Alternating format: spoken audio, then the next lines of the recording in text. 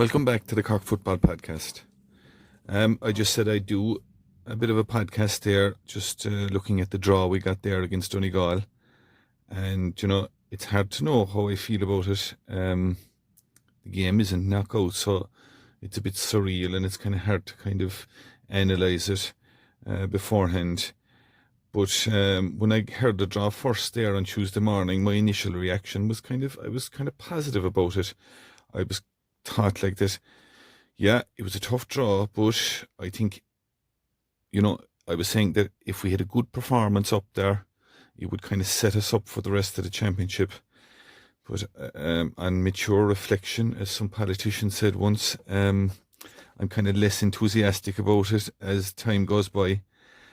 Donegal, look, I suppose they're probably up there with Armagh themselves and Kerry as the best in the country at the moment, and it's a really tough task to go up there away and get anything out of the game, especially without Colm O'Callaghan. We don't know what the story is there yet. It's surprising we haven't heard anything. I actually don't even know if we have appealed it or not. But look, anyway, I think the bookies have us at 5-1. That gives us, a 20% chance of winning it. And I'd say that's kind of what I would have said before I looked at the odds. I think that at best we've about a 20% chance of winning that game up there. Can we win it? We can. But is it likely? It's very unlikely. There's kind of divided opinion out there about our approach, what our approach should be. Should we go flat out, or should we kind of play the percentages and kind of with a view to the rest of the championship? It's hard to know. There are pros and cons of, both approaches. But given our management's track record, they are very conservative. I don't believe they'll be looking at anything else other than going flat out, playing our strongest team. Very little change from what we've been doing. I'd be absolutely amazed if anything else happened. I think, just on the debate itself of what we should do, the big hinge factor is Colm O'Callaghan's suspension. I think we would have a much better chance with him. And another thing is, how close is Dara Sheedy to coming back? I suppose it's hard to expect him to have a huge impact, seeing that he's been out there with the last few weeks. But assuming that Callaghan is suspended, I just put forward the case there for going up there and going flat out. I suppose what I'd always say about Cork football, and many people have often said it, and we kind of play up or down to the level of our opposition, and we can go up there with the top teams and give them, put it up to them, and look very good, and then you can go out the next day against a Louth or someone like that, and we look like a Division 3 team. It seems to be what we do. I remember there was some Dublin player there a few years ago. He was saying that, and this is when Dublin were going well, and I think they were coming up against Cork, and he said that they had played Cork in a lot of challenge games down through the years when they were going well, and he was amazed at how Cork weren't doing better in the championship, because he said when they play them in the challenge games, they were as good as anyone out there. And I think that was typical of us. Like we could go up against that real good Dublin team there, football wise, and we could give them as good as we were getting, but then we'd go out and we just couldn't produce it on the day. But look, Donegal, we did beat them into 2024 in Parky Ring, and I think why did we I think we didn't have any fear of them. And I think we never really have any hang-ups about Northern teams. For some reason, I don't know what it is in our DNA, but we just don't seem to have that hang-up about Ulster teams that we can have with other teams.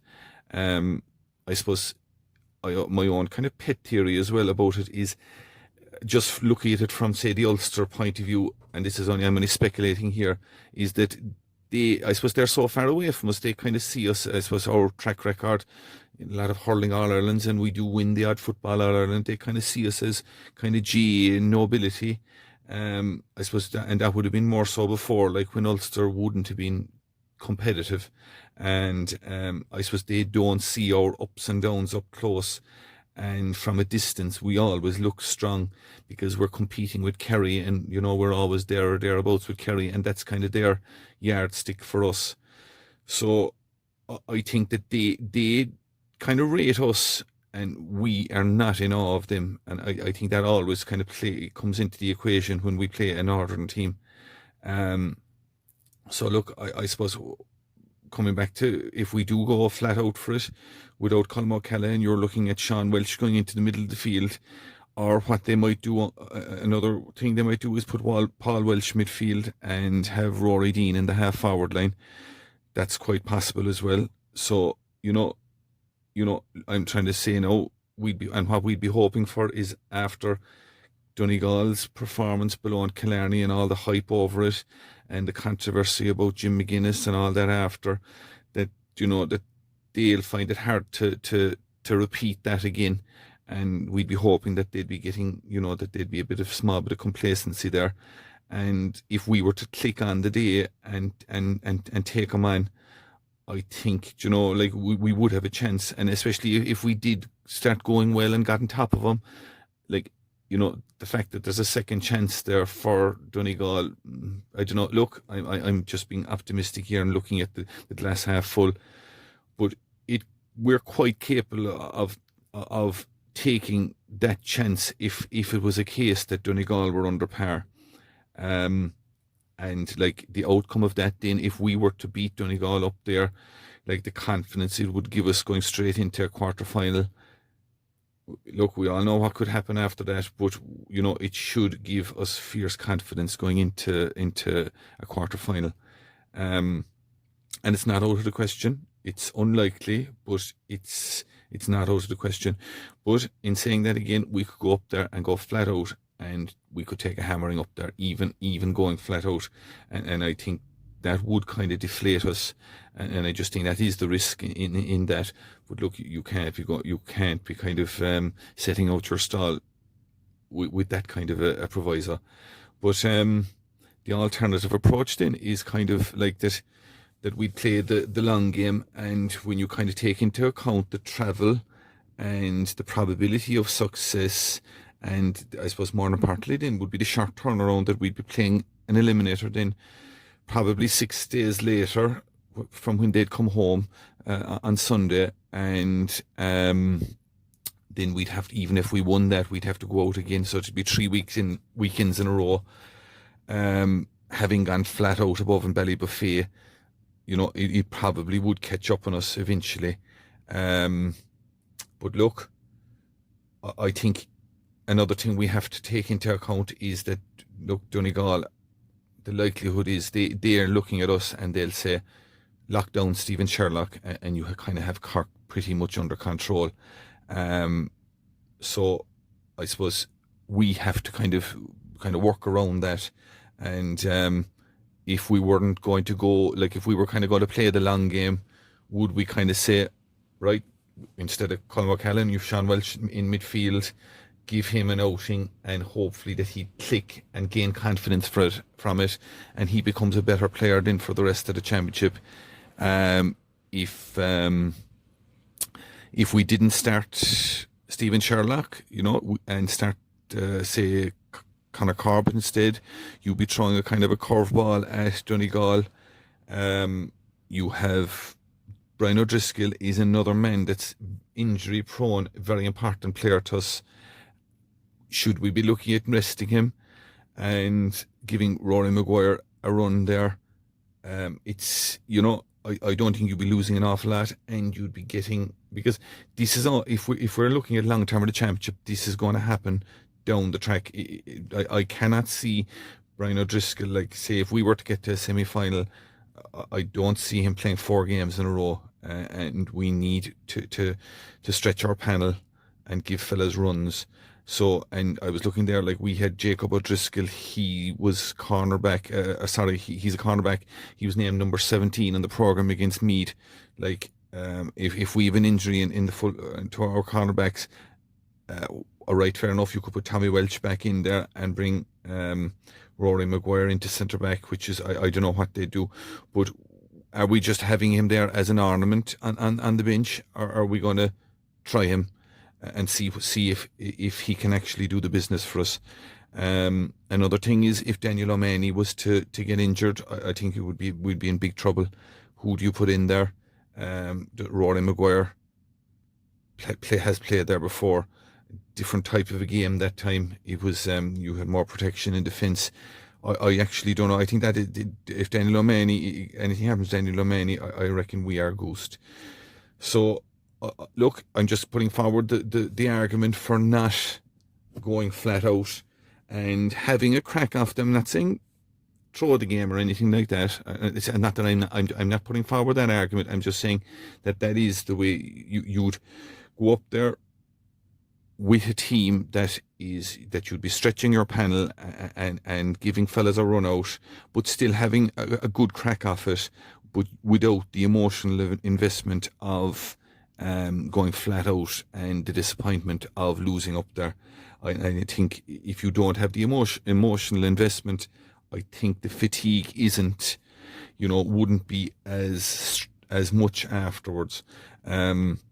Also, like, you'd be giving Dara Sheedy and Hurley a run out in that environment as well, which rather than in a do or die environment.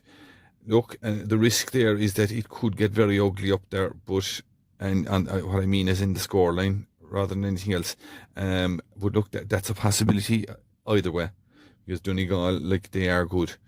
But look, it all depends on, like, what would we get, what we want out of the game going forward into the rest of the championship. I think, like, if we were to lose up there, I think you'd be facing, I think realistically, you've 5 teams there. You've Derry, Meath, Mayo, Tyrone, and probably Dublin would be beating Cavan. So look, I think we'd have no fear of any of those teams. I don't think we can play Kerry, and I'm assuming they'll beat Kildare.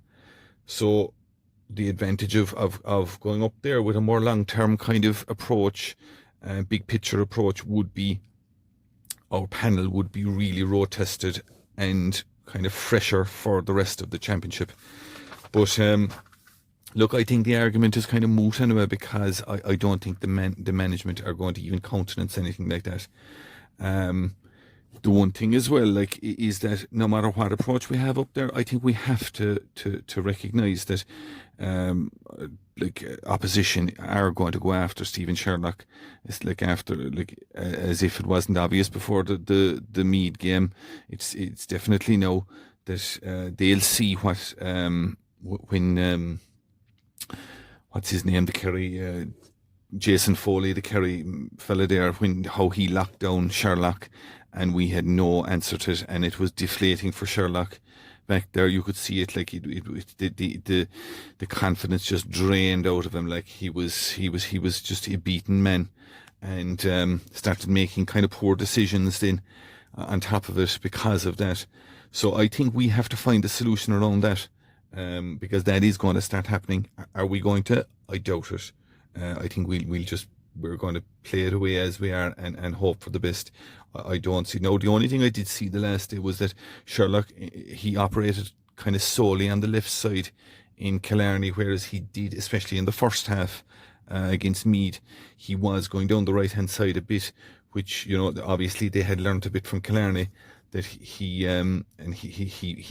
kind of popped up in kind of more places that you wouldn't expect him. And I think we'll have to do more than that. But another thing is that what's very obvious is oppositions are prioritising players, because we've such a slow build-up. They're prioritising players in our attack that they are marking heavily. You can see that once, say, the Rory Dean gets the ball, Ian Maguire, kind of Paul Welch as well. There's who else? There's someone else. Well, I'm forgetting. Like they're not actually bothered about them shooting, and so they can actually overload in on other players who are a threat. But we'll have to start, asking questions there. I think we have to get, just to see what happens, get if Rory Dean, Ian Maguire, Paul Welsh, these fellas start having a cut from distance when they feel that they're in range. I think it might be no harm to throw something different like that at our opposition. You're just painting a different picture, and like you look, you could get lucky, and you could have Paul Welch or Rory Dean there, or Maguire, and they send over a 2-pointer, and next thing you're sowing a little doubt in the opposition, and you've a player then kind of looking out at his sideline, kind of saying, at the opposition management saying, he told us this guy wasn't going to shoot, and now he's at the scoring a 2-pointer. So look, and I think, and also what it would do is that it would make us harder to plan for, say for in an eliminator or a quarter final. So look, it's going to be interesting to see what will happen. We have to start, being a little more adventurous in what we're doing. Other than depending on getting the ball to Sherlock, because that's going to be locked down by the better teams. So look, it's going to be a long trip up there. Look, it's the middle of summer. Donegal's a fine place. It's nice people up there, very hospitable. So I'd be asking people to go up and support them and enjoy the weekend. So look, before I go, just saw there this morning that Matty Taylor is after getting a cruciate injury, and it's a cruel blow to him. Like, I'll tell you, like, Matty is some warrior, and he's as honest as the day is long, always gives everything, and I think, he's a type of player that Cork supporters really appreciate. First time I saw him playing, I think it was a league game against Cavan there inside in Páirc Uí Chaoimh a few years back, and I knew from the first day I saw him playing that fair enough, he had a good game, but it was just his tenacity and his honesty, like, it stood out. And he the one thing I always said about him as well is that he always had the balls to try and do the right thing. Did he make mistakes? He did, but always when he was trying to do the right thing, and he never did the clown. And what I mean by that is, doing the clown is like, and we've seen it down through the years numerous times with numerous players, is guys taking the wrong option and knowing they're taking the wrong option when they're doing it, but just and they don't have. I remember John Giles there, the soccer analyst and player, he used to always saying, when he'd be analysing soccer, about players having the moral courage to do the right thing at the right time, and I think Matty always had the moral courage to try and do the right thing. And because, I said, as anyone who has followed Cork football down through the years has seen, fellas doing the clown, as I'd call it, and another thing, it's a thing that Cork football has never been ruthless in rooting that out of our kind of culture down here. We've allowed fellas to do that, and the one thing I would, I'd often be critical of the current setup, but the one thing I will give to John Cleary and his current setup is that they have almost eliminated that type of bad decision making and lazy decision making on the ball from the setup down here. And I'll give them great credit for that, because if you're looking at Cork football long term, you can really see that progression over Cleary's management, and I'll give them great credit for that. So look, hopefully Matty is back. Like, he'll hardly be back for the league now for Division 1, but for next year, I know time is shoving on for him. But look, if hopefully we'll see him again, and if we don't, just to know that he was really appreciated by Cork football supporters. So look, I'll leave it there, and hopefully we'll see a share of you above in Ballybuffet. Thanks very much, and God bless.